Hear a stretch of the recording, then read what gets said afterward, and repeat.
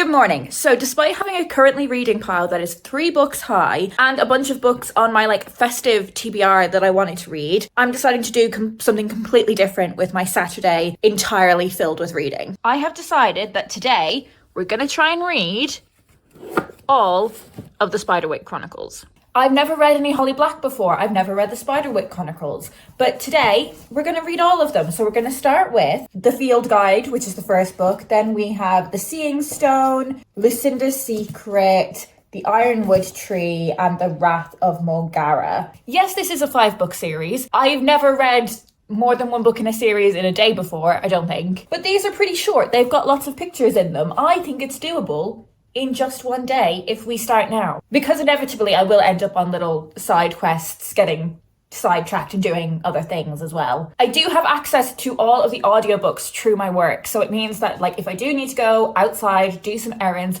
I can take the audiobooks with me, so I'm still working on my way through the series. I'm going to start by making a pot of tea to properly fuel me for this day, and then we're going to get back into bed to read the first book.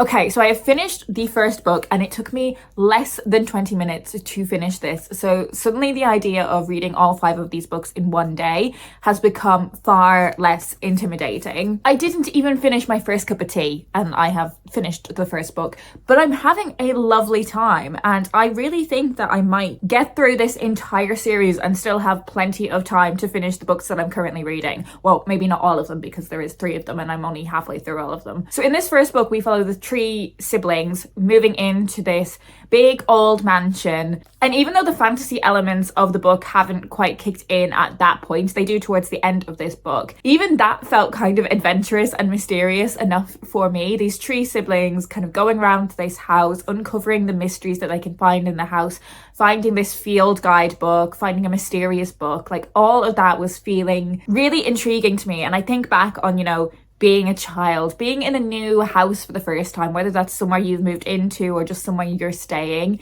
your imagination just kicks into overdrive and it's so exciting to kind of explore a house and see what you can uncover about the inhabitants or the previous inhabitants from looking at their stuff. That in itself is something that feels really mysterious. So honestly, I was just having a great time with them running around this house. But at the end of the book, we get our first proper glimpse into the world of the fairies, so I'm looking forward to seeing how it unfolds in the next book. I'm just going to go straight into it, no breaks for any side quests. I'm halfway through this cup of tea, so I may need to top it up at some point, but other than that, we're just going straight into book 2.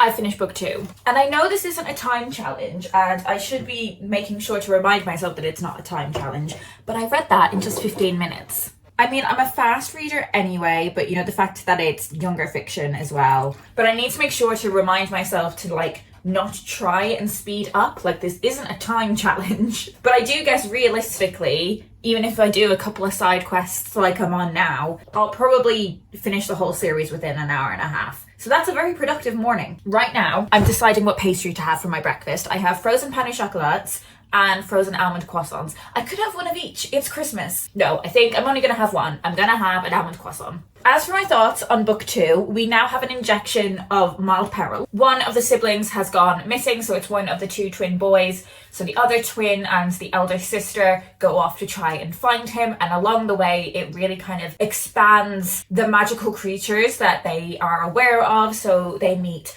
goblins, trolls, sprites, hobgoblins, griffin, all sorts of different creatures. And I think the illustrations are really helpful in that regard, because I don't have a particularly vivid imagination when it comes to fantasy and like magical creatures. So the illustrations included in the book are so good for that, because it really helps me imagine them, and some of them are quite like detailed and kind of grotesque in how they're stylized, so it helped me get a real idea of what these kids are seeing or imagining, and especially the scale of them compared to the size of the children. I think that's really helpful to like see in the illustrations. There is this kind of sense that I feel like this whole thing could be happening in the children's imagination as opposed to like actually happening, and I just think that's a really beautiful energy to have. And like, I suppose if you were reading this as a child, you wouldn't think that at all. You would kind of take it as face value, as fantasy, or maybe have in the back of your mind, wow, could this actually be real? I think it's quite interesting that me as an adult reader is pondering whether this entire thing is just happening in their imagination. Okay, I'm gonna get my pastry in the air fryer. It'll be in there for about 15 minutes on a low heat. So this could be perfectly timed. I could be able to finish book 3 by the time my pastry's done. So my pastry is almost ready, and I didn't get any reading done while it was cooking, because immediately when I sat down to read the 3rd book, I ended up on a side quest. The doorbell rang, I had a package, and I spent 15 minutes looking at that package. Not just the box, obviously the stuff that was inside it as well. So I'm gonna get my pastry out of the air fryer, and then we're gonna read book 3.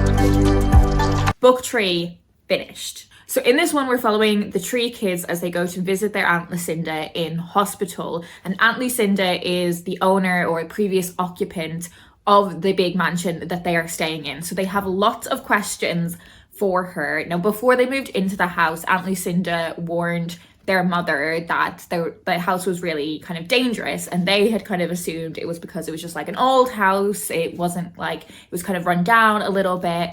But the kids straight up ask Aunt Lucinda, you meant the fairies, didn't you? And while Aunt Lucinda provides them with some answers, they end up leaving that conversation with actually more questions and curiosities than they went into it with. Also, the field guide, so the magical book that they found in the first novel, has gone missing, and that actually causes a little bit of conflict between the children as they try and figure out what to do about that. One of the kids is slightly suspicious of their siblings. Of course, they then realize that it is in fact the fairies themselves that want to get hold of the field guide, but they don't really understand why they want it so desperately. Like, what is it that is in this book that is such valuable information or knowledge? And I just love that whole idea of, you know, a book is something that holds such power, such knowledge, such wisdom. The book has the message that I love having in children's books, which is, if you want to get some answers, go to the library. We're going straight into book 4 now, no messing about. And the next book is called The Ironwood Tree.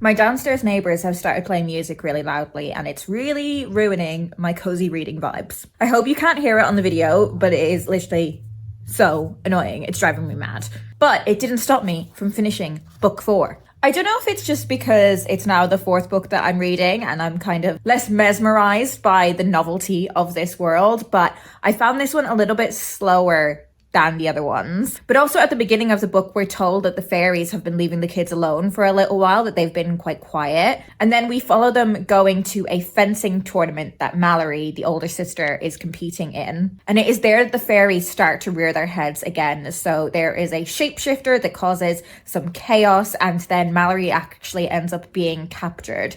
So the two twin boys need to come together, put aside any of their conflicts, and try and rescue their sister. And what I did really like about this one was that theme of kind of sibling relationships, and how even though they bicker, they are ultimately working towards the same goal, and they want to take care of each other and protect each other. And I thought that was really nice. At the end of this book, we meet Mulgara, who is the creature that all of the fairies are really determined to keep the field guide away from. And he is the subject of the final book, The Wrath of Mulgara. This one's also very slightly chunkier than the other ones. So let's see how the action ramps up and the story finishes.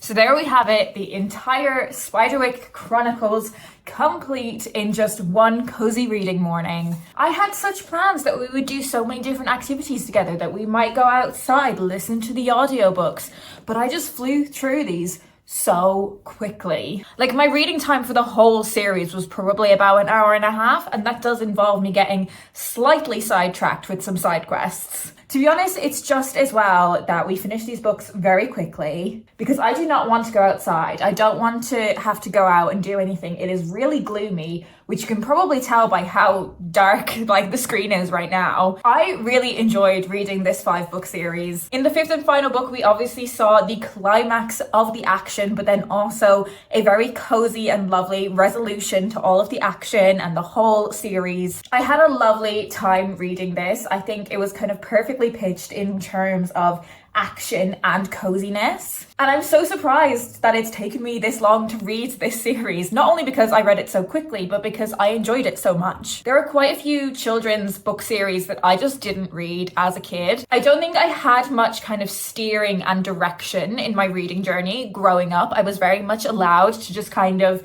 be free in the library and find what I wanted, which is kind of the perfect way to encourage reading for pleasure in a child. You know, I just read whatever I wanted. I wasn't really given any sort of direction.